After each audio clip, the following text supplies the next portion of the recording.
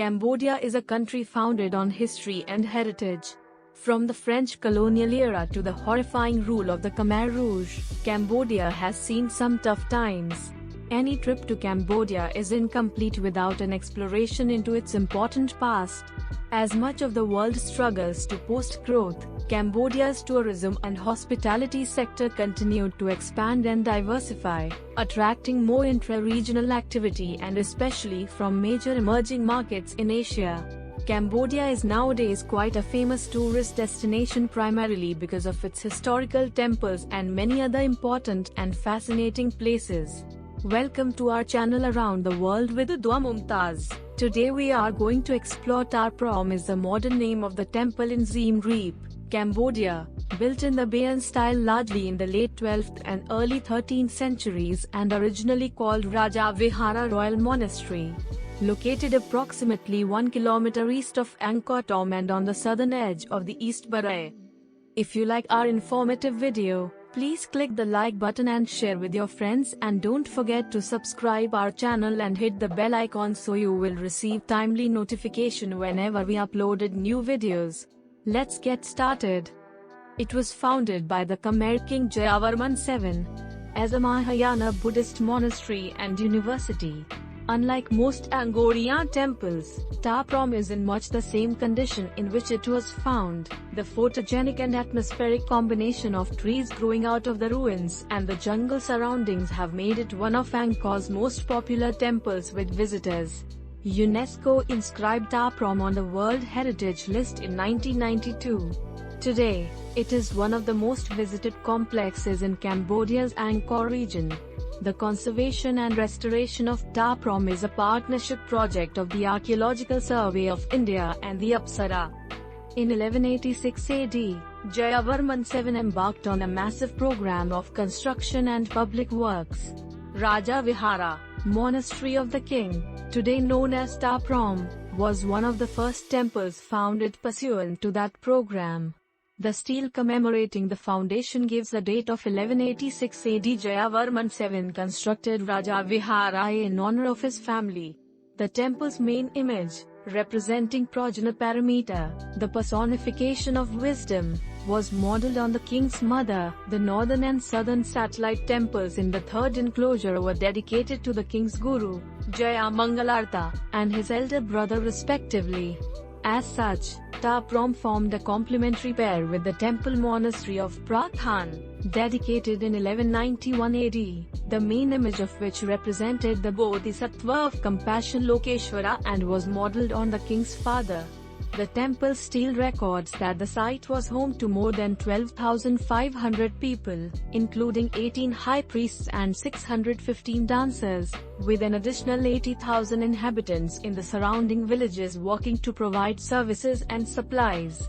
The stele also notes that the temple amassed considerable riches, including gold, pearls and silks. Expansions and additions to Ta Prohm continued as late as the rule of Srindravarman at the end of the 15th century. After the fall of the Khmer Empire in the 15th century, the temple of Ta Prohm was abandoned and neglected for centuries.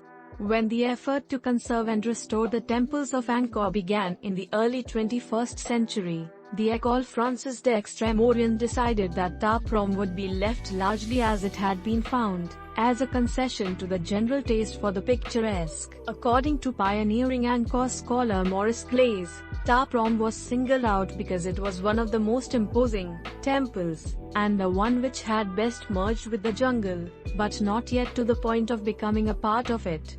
Nevertheless, much work has been done to stabilize the ruins, to permit access, and to maintain this condition of apparent neglect.